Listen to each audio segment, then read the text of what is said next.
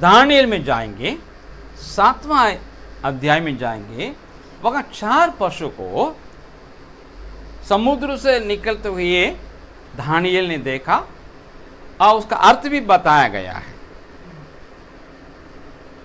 लेकिन कौन सा ये नहीं बताया गया है। पहला एक जंतु है, सिंह के नाई है, जिसका उकाब का पंख है। और दूसरा एक जंतु उसके बाद आया, वो देखने में भालू है और ऐसा एक से क्या है, ऊंचा है, एक से दबा हुआ है। और तीसरा एक जंतु आया, वो चीता है, जिसका 4 सिर है, 4 पक्षियों का 4 पंख भी है। चौथा जो जानवर है वहीं भी देखिए एकदम भयानक डरावना था, उसको वो वर्णन ही नहीं कर पाया। दानिएल के दूसरा अध्याय में बताया, एक प्रतिमा को देखें, उसमें अलग अलग सोना का, चांदी का और पीतल का और लोहा का, है ना। बोल दिया दानिएल, वहां बता दिया ये सिर तो आप है, मतलब बाबिलोन ही है, बाबिलोन का राजा को एड्रेस किया, ये आप है, लेकिन बाकी वो नहीं बताया। उसके बाद दूसरा जो सपना दर्शन आया, उसमें 4 जंतु को देखते हैं, वहां लिखा हुआ है ये 4 जंतु पृथ्वी में से उठने वाले 4 राज्य है। दानिएल 7 में लिखा है, लेकिन कौन कौन साम्राज्य को दर्शाया, कौन कौन, ये वहां नहीं है। 8वां अध्याय में आप जाइएगा, वहां 2, एक बकरा है और एक दूसरा क्या है, मेढ़ा है ना। पहले मेढ़ा आता है, 2 सिंह, मेढ़ा का तो 2 ही ना होता है, लेकिन बात है 2 में एक लंबा था, एक छोटा था, और जो लंबा है बाद में उगा हुआ था, ऐसा लिखा है, और इधर उधर भागता है। उसके बाद एक और बकरा आता है, मेरा नहीं है, बकरा, जिसका 2 नहीं 1 सिंह है, वो कहाँ है, एकदम बीच में है। वो आता है, ऐसा आता है, इसके साथ लड़ता है। ये पावरफुल मेढ़ा का क्या करता है, नीचे गिरा करके ये जयवंत होता है। उसके बाद देखते हैं वो सिंह भी टूट गया, उस जगह पे 4 छोटा छोटा सिंह 4 दिशा में वो निकलता है। दानिएल देखता है, इनको समझ में नहीं आता, जिब्राइल उसका अर्थ बताता है, सुनो सुनो, इन दोनों क्या है, 2 राज्य है। जो मेढ़ा है वो है मादी फारस राज्यों, 2 सिंह है, एक मादी को एक फारसी को दर्शाता है।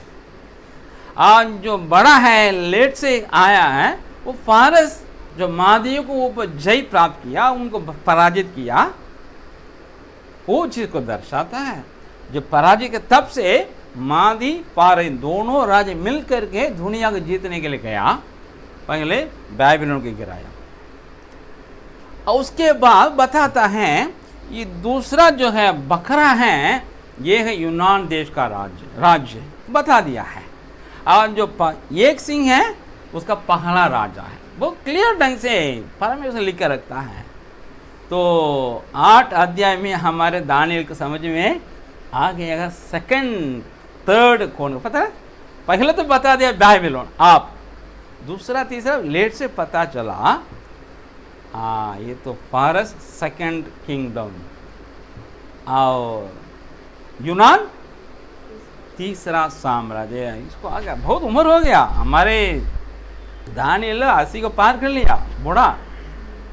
उसके बाद 1 या 2 साल में बेलशास्सर क्या करता है, पीता है, परमेश्वर के मंदिर से लेकर आया था नबूकदनेस्सर, उन बर्तनों में शराब सब पीता है। वहां देखते हैं एक हाथ लिखता है दीवार में, कोई बोल नहीं पाया, लेकिन दानिएल सेवा निवृत्त था, उसको लाया गया है, वो पढ़ के बताता है, हाँ तो तराज में रख करके परमेश्वर देखा तुम हल्का हो गया है, इसलिए तुम्हारा दिन क्या हो गया, गिना गया है, तोला गया, गिना गया। इसलिए परमेश्वर उसको बांट दिया है, मतलब तोला गया, गिना गया, उसके बाद बांटा गया। 3 शब्द ही लिखा, मैंने, तेकेल, पेरे, 3 ही शब्द है ना, ये व्यापारी का शब्द है, बिजनेस वर्ड है। वेई, काउंट एंड डिवाइड, डिस्ट्रीब्यूट। कोई बोल नहीं पर, लेकिन दानियल को पता चल गया, अच्छा बाबिलोन घिरने का वक्त है। मैंने कहा ना अब फारस आने वाला है। पेरेस का मतलब फारसी है, पेरेस का एक और शब्द फारसी मतलब डिवाइड, समझा? सुनो सुनो, तुम्हारे पापा तो युद्ध कर रहा फारस लोग के साथ, है ना, मादी फारस के साथ, उसमें युद्ध हो रहा है। हाँ, वो अंदर आएगा।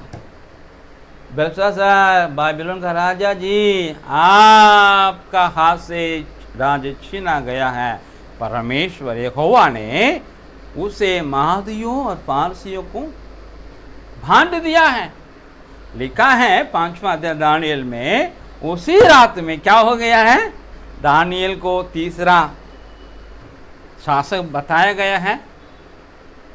बताते बताते एकदम शहर के अंदर और महल के अंदर महादियों का लीडर कुसुर का ससुर जी धारा चले आया, पकड़ा, फिर सा को काट दिया, अब खत्म हो गया बाबिलोन, अभी फारसी रहेगा, मादी फारसी शुरू हो गया। दानियल ने कहा पूरा हुआ। अभी भी दानियल किस स्थान में है? तीसरा स्थान में है। पहले बेल्शास्सर का पापा युद्ध करा था, किंग राजा, उसके बाद उसके बेटा पापा का दूसरे स्थान में था रीजेंट संरक्षक राजा, और तीसरे स्थान में दानियल का प्रमोट हुआ चीफ सेक्रेटरी। अब ये गिर गया, मादी फारस खड़े हो गया। मादी बोलता है, ये मादी का धारा बोलता है, मेरा दामाद इस साम्राज्य का सम्राट है, नंबर 1। मैं उसके अधीन में बाबिलोन का राजा, नंबर 2। दानियल अभी भी तुम तीसरा, अभी भी तुम चीफ सेक्रेटरी है। पहले बाबिलोन का था, अभी मादी फारस साम्राज्य का। पहले का साम्राज्य बहुत बड़ा साम्राज्य, आप चीफ सेक्रेटरी बन गया है।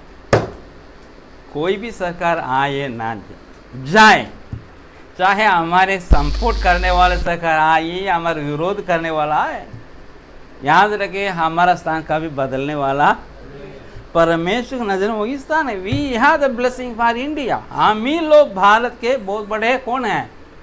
आशीष है, और कोई दूसरा नहीं है। ठीक है, अब है हमको समझ में आया, सिंह बाबिलोन,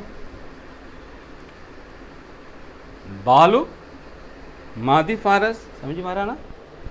तीसरा चीता यूनान, उसका चौथा वहां रोम आया था।